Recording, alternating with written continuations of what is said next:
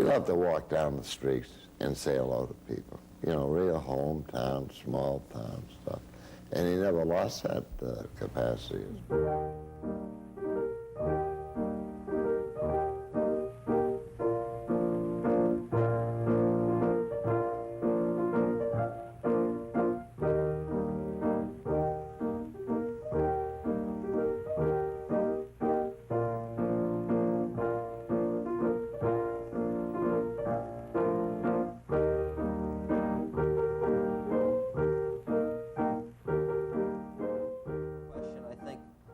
Truman had a vision of society that I identify with.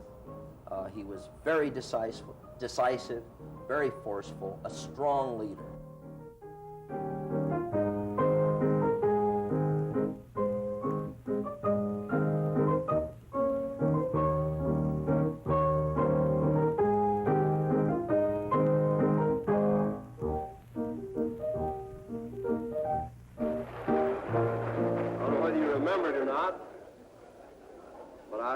On the 19th of February last year, you were looking at the next president, and you are. Harry S. Truman. He was the son of a failed Missouri farmer. Harry should have been a farm boy, but he became an accomplished scholar instead. Since the family had encountered financial problems, he could not afford college, so he read every book from every library he could possibly get close to. World War I made him a hero of sorts. Harry became commander of an artillery unit in France and distinguished himself in battle. Returning from the war, he became a partner in a Kansas City men's clothing store. He also became the protege of Tom Pendergast, the leader in Kansas City politics, honest and dishonest. In 1936, Pendergast needed an incorrupt senator, and Harry Truman was that man. Harry Truman at that time was a lawyer, and we needed a judge down at 15th and Troost. And he was probably the only lawyer we had that hadn't been convicted of something or been in some kind of trouble. So we ran him for a jackrabbit judge, and he and Pendergast had an understanding. Pendergast would help him any way, all the way, but would never interfere with him. And they lived up to it all the way. But anyway, he went from jackrabbit to county judge, and then on up to wound up President of the United States of America. If you wanted to be a Democrat in Missouri politics in Jackson County at that time, then you had to work through the Pendergast organization. But you did not have to, and Harry Truman never did, compromise your ethics. Tom Pendergast knew that Harry Truman was a viable political candidate. And if he wanted a Democrat that could win, then he had to cooperate with Harry Truman. And I think he respected Harry Truman. And there are some things that Truman wrote back during his service as a county administrator in which he questions the shenanigans that were going on, the corruption involved in local politics. And he asks himself, whether he's a fool or an ethical giant. He says in one point in this diary entry that he could have had $150 million that he could have very easily taken from the taxpayer during those days, but that he didn't even have $150 in the bank. As chairman of a subcommittee set up to monitor war expenditures during the Second World War, Truman kept war contractors honest, and President Roosevelt took note of that. As a reward, he picked Harry as vice president in 1944.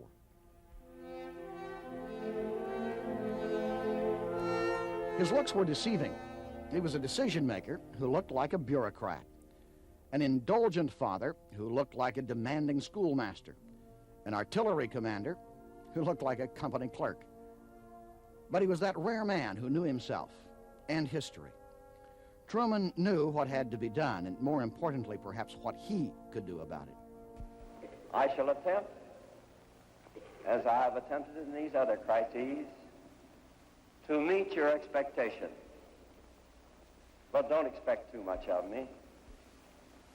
I must have your help and your support. It was no easy job succeeding someone like Franklin D. Roosevelt.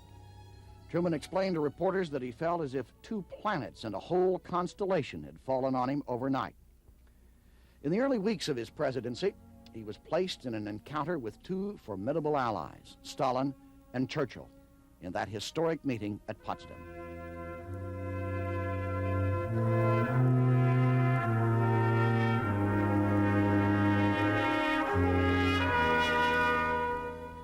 He was also very selective about his cabinet. Mrs. India Edwards, who was vice chairwoman of the Democratic National Committee, was very anxious that the president appoint women to positions and his administration.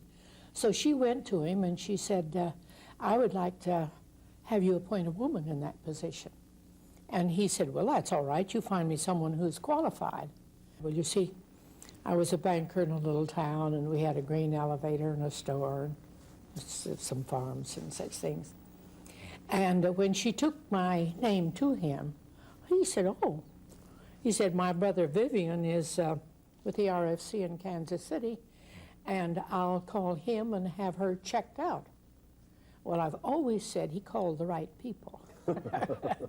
And that's how I was invited to become treasurer. I was taken in to see the president, and I went in, and he said, sit down. And I sat down, and he said, now, there's one question I want to ask you. You know why you're here. And I said, yes, sir. He said, there's one question I want to ask you. And he said, that is, can you afford it? I said, oh, you mean it's going to cost me more than I make? He said, double or triple that.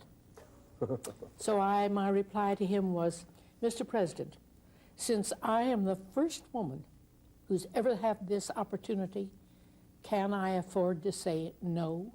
He said, no, you cannot. The president came down the stairs and the side stairs. He stopped midway down, and I saluted. And, Mr. President, and I saw him. And, you're Dr. Graham. Yes, Mr. President? Well, I understand that you're to be my medical advisor and my personal physician. Mr. President, I pray that you know what you got, because you don't know if I'm a Democrat, a Republican, an anarchist, a communist, or what I am. Dr. Graham, I know more about you from the time you were hatched all the way, every inch of step you've taken up to now. He said, I said, well, sir, and he said, and furthermore, you know, I don't give a so-and-so what you are. I know all about you, and that's it, and you're good enough for me. The post-war period gave Truman the responsibility of containing communism and saving Europe from economic collapse. He devised the Marshall Plan to help the European nations. He also was one of the few presidents who had a strong interest in music. The piano had always been a passion, but during his vice presidency, it got him into trouble. Well, the episode received wide publicity. In the eyes of some people, Truman had degraded his high office. You should see the letters I have from the old ladies, Truman wrote to a close friend. And the friend warned him to watch out for press agents, for they would do anything to put over their stuff and did not give a damn about what it might do to you. Another friend, Senator Burton Wheeler of Montana, advised Truman not to repeat the performance, for he was going to be President of the United States, and the people want someone they can look up to. They don't want a professor in a sporting house for president. To one observer, however, the event seemed proof that anything can happen in this country, while another thought it would make people feel that Truman was a real human being. To Truman, it seemed that the press had treated him unfairly. I had supposed this entertainment was off the record, he informed a friend. They asked me if I would appear on stage. I had no idea that this young lady would be on top of the piano. And I either had to make a scene or go through with it. It wasn't a proper thing to do, and I think the press boys let me down by making it an on-the-record affair. Truman was, of course, not the last vice president to complain about the way the press treated him. Mrs. Truman, according to reports, was not amused. Mother did not care for it much, Margaret writes. She thought it made Dad look undignified and much too carefree for the vice president of a nation at war. According to another biographer, Bess's reaction was one of outrage. And according to Truman, she said she thought it was time for me to quit playing the piano. Lauren Bacall, on the other hand, liked the event. Although only 20, she was not an obscure starlet. She had already appeared on the cover of Harper's Bazaar and starred into Have and Have Not, was just finishing The Big Sleep, and would soon marry her leading man. Warner's had arranged for me to go to the National Press Club luncheon in Washington, she recalls in her memoir. The club was jammed that day. Vice President Truman was coming over. When he was introduced, after me, he sat down to play the piano, which had conveniently been placed on stage. Charlie Einfield, a PR man from Warner Brothers, edged toward me on the corner of the stage and said, "Get on the piano." I felt a bit silly, not being Helen Morgan or even close, but I did it. Cameras started flashing, the vice president and I exchanged a few words, and the resulting picture hit front pages all over the world within a few days. Charlie was worth every cent and more that Warner paid him. Truman was not wild about the picture after he became president, but I loved it, she wrote. Among other things, Truman was also famous for being blunt with his speeches. We were invited to a luncheon. It was a women's group, maybe about 30 or 40 women. And I don't know how I happened to get there, probably because of Georgia.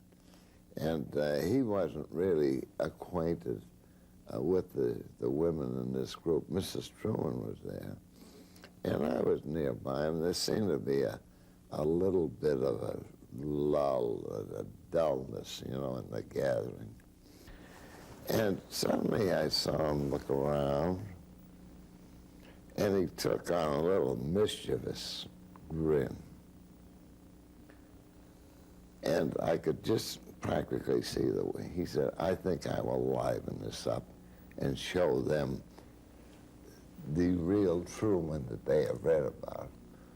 So he made a remark, and he included SOB in it. And every one of the women just glowed. They had seen the real Truman.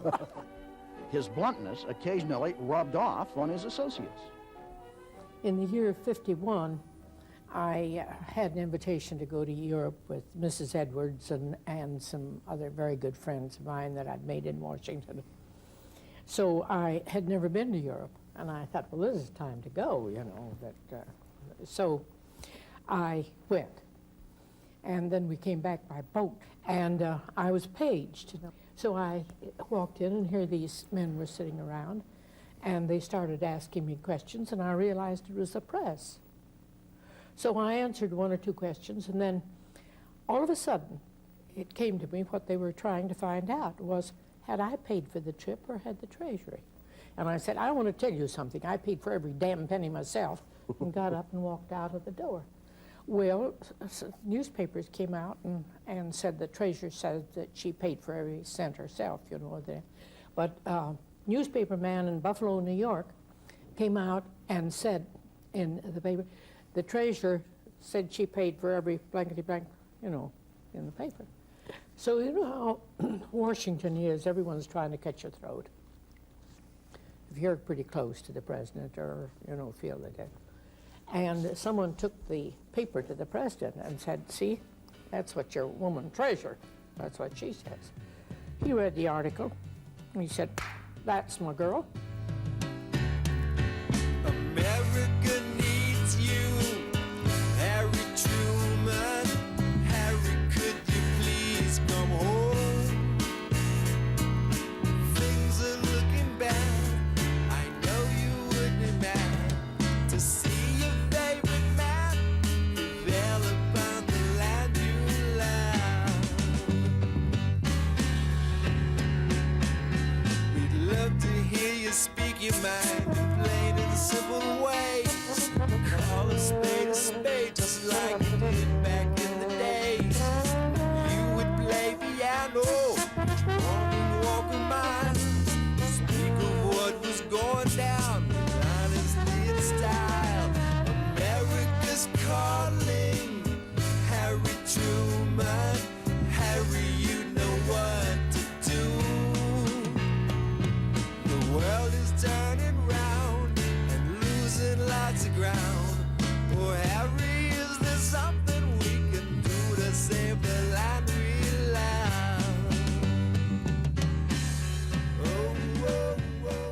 Truman, however impressive he was to the people of other countries, or in retrospect to many, many Americans today, well, he never was a real hero in the eyes of Americans at the time he was in office.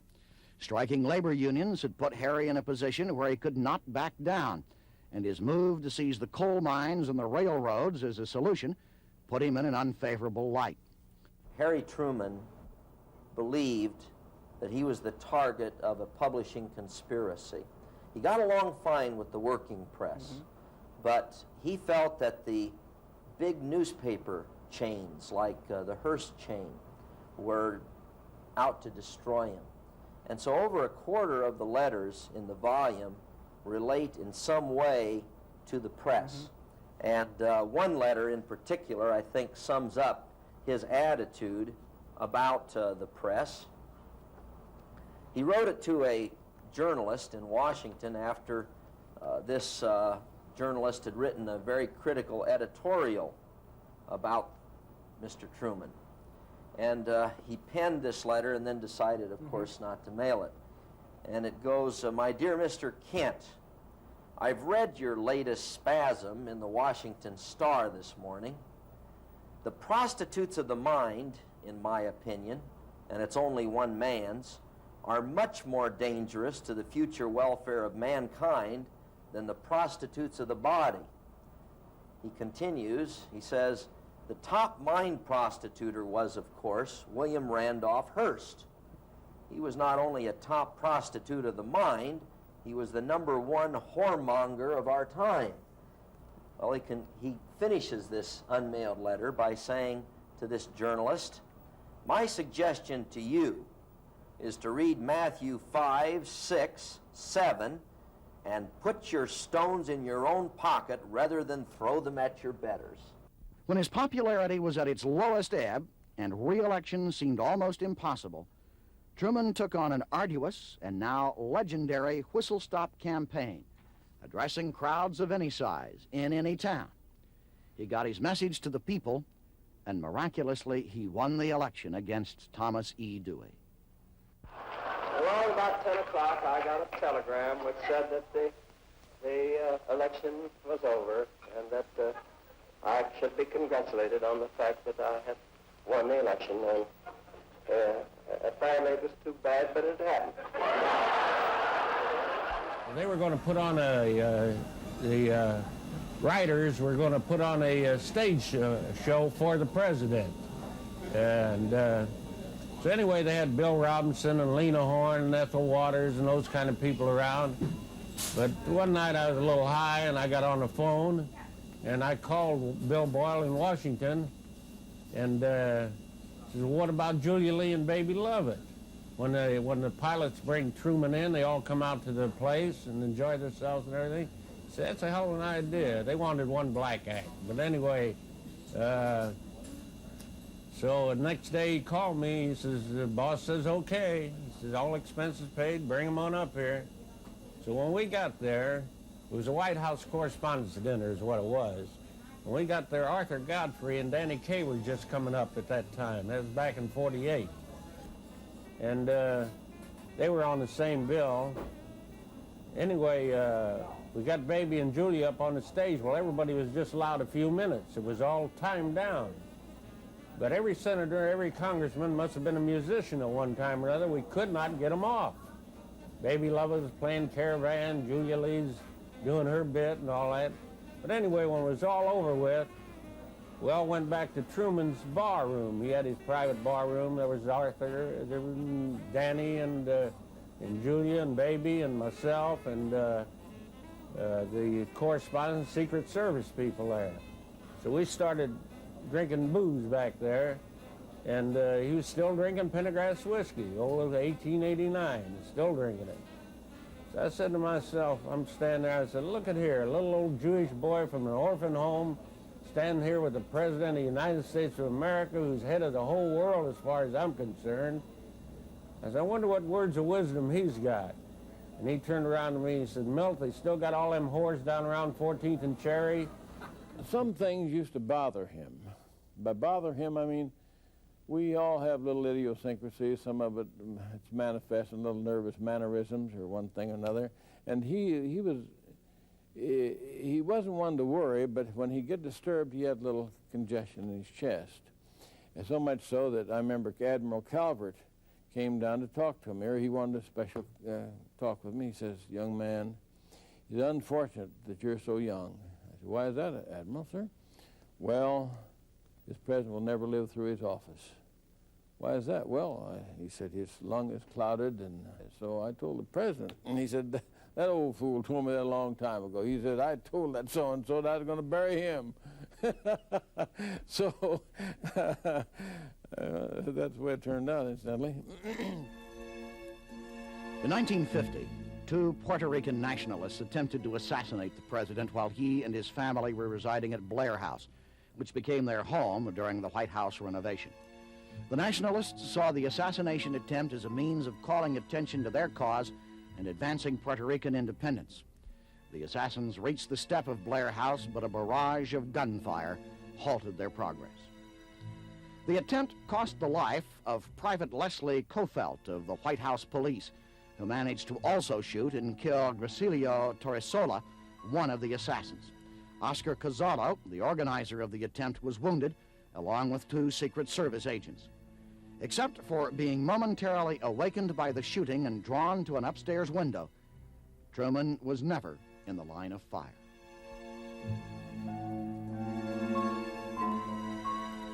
In 1952, Truman declined re-election. He was content to build his library, write his memoirs, and travel across the country. Well, anyway, we arranged a little lunch at Forbes Field, and we sat White House style, you know, with the host and hostess in the middle of the table, not at the end. And the Trumans were, President Truman was sitting across from me, and Mrs. Truman was on my right. And, you know, I was keeping quite alert, you know, to make sure things. And suddenly this commanding officer's wife said to him, "Where in St. Joseph is your museum, Mr. President?" Oh, my. Well, you know, tick, tick, tick. And suddenly he said, turned and said, "Well, you know, it really isn't in St. Joseph. It's in Independence, and Kansas City is a suburb of, you know, that old one." Tick, tick, tick. He said, "But the insane asylum's in St. Joseph." Now, what he meant by that, I don't know. The Harry S. Truman Library in Independence, Missouri is not only an historical museum, but an active research center for scholars and for students. In the early years of its operation, the former president made many visits to the library, addressing crowds of school children and conducting business from a private suite that is now affectionately regarded as Mr. Truman's study. I met Mr. Truman during a snowstorm. I was a student at the University of Missouri, and I had gone to the Truman Library. It was shortly after it had opened up in the early 60s to do a seminar paper. And I had finished my research, and I was standing on the back door step of the library watching it snow. And the janitor came out, and we were both commenting what a terrible day it was. And we looked up, and here came this green Chrysler slowly driving behind the library. And it was Mr. Truman, sitting behind the wheel all by himself. And when he got to the corner of the parking lot and tried to turn left, he lost control. The car fishtailed off the street, and he ended up in a snowbank. Well, the janitor and I waded through the snow and offered to help him. So we got behind the car and began to push and shove, and the janitor barked orders to the former President of the United States, and he was having a great time. Mr. Truman just smiled and took those directions in grand style, and I thought, my, what a great country this is. A janitor telling the former President of the United States what to do. In 1972, Harry S. Truman died at the age of 88 and was buried in the courtyard of the library.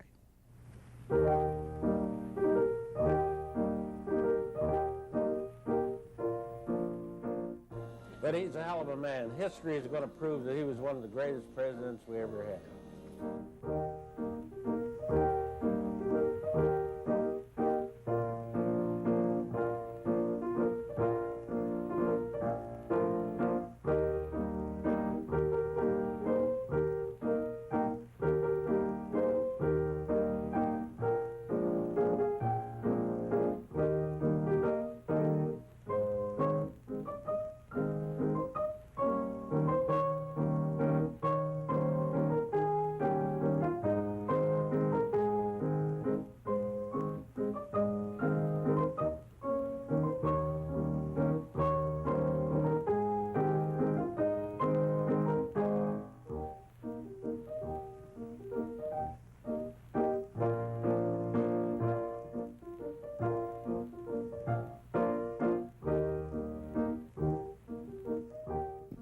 We still have a chair. This is when, you know, he was getting a little bit aged. And, you know, we invited him. He said, this is the one I want with the arms. You know, it's easier to get in and out of.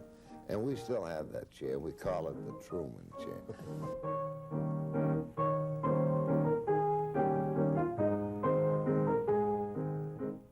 I think he was just an ideal man, an ideal president. He was very straightforward, and if I'm biased, I'm biased, but he had all my heart.